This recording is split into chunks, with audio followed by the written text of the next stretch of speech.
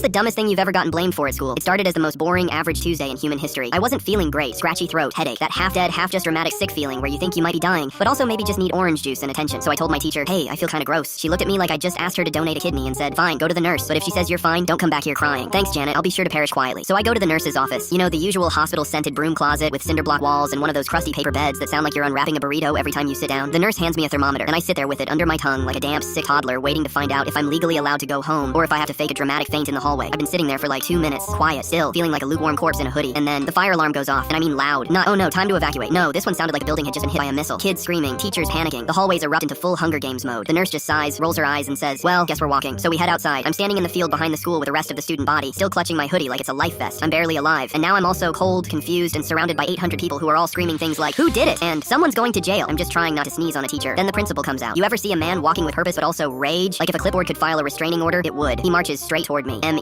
Not the group of freshmen laughing near the bathrooms. Not the kid with a lighter dangling out of his hoodie pocket like a literal clue. Me. You, he says, jabbing a finger like he's summoning lightning. My office. Now. I blink. I look around. I point to myself like some confused Walmart mannequin. Sir, I was in the nurse's office, literally sitting down with a thermometer in my mouth. He nods. Exactly. No one saw you. That's suspicious. Excuse me? So now it's suspicious to be sick? We walk back into the school together. Me looking like a diseased stray cat. Him looking like he's about to arrest me for arson. He sits me down in his office, slaps his hands on the desk like a detective in a 90s crime show, and goes, tell me the truth. Why'd you do it? Do what? He leans in. The fire alarm. We know it was you. We have intel. Sir, this is not the CIA. This is a public school where half the clocks don't even work. I say again, I was in the nurse's office. Ask her. She's on lunch. She was with me when the alarm went off. Exactly. That's why it's suspicious. What? So now I'm being interrogated, while still sick, while still in pajamas, for a crime I literally could not have committed, unless I'd somehow triggered the fire alarm with my mind. Then, and I swear I'm not making this up, he pulls out a folder like it's my permanent record and goes, we've had concerns about you before. Sir, what concerns? I once got a B in PE because I didn't want to run laps in khakis. That's not a criminal record. That's fashion-based asthma. He says, you were seen near the science hallway last week. That's where the alarm was pulled today. That's because I'm in science class. Exactly. You know the area. So do 600 other people. I keep trying to plead my case, and then, finally, the nurse bursts in, holding my thermometer like it's Exhibit A. I can confirm, she says. He was with me. Had a mild fever. Was very quiet. Looked pathetic, honestly. Thank you, Deborah. Thank you for the most backhanded alibi in recorded history. The principal pauses, looks between us, then goes, fine, you're off the hook for now. Sir, this isn't True Detective. This is middle school. I didn't pull the alarm. I don't even pull doors if they're too heavy. So I go back to class. Half the school is staring at me like I'm some kind of fire-starting outlaw. Kids whispering, that's the guy. I heard he used his phone to hack the alarm. I heard he's banned from 6 counties. By the end of the day, someone had drawn a wanted poster of me in the boys' bathroom with Alarm Bandit written underneath in red expo marker. And my teacher, still mad I missed class. Next time, don't fake being sick, she said. I just stared at her. Ma'am, if I had faked it, do you think I'd choose to sit in the nurse's office with a thermometer under my tongue while the entire school tried to frame me for domestic terrorism? Next time I'm sick, I'm just staying home gooning to Sophie Rain.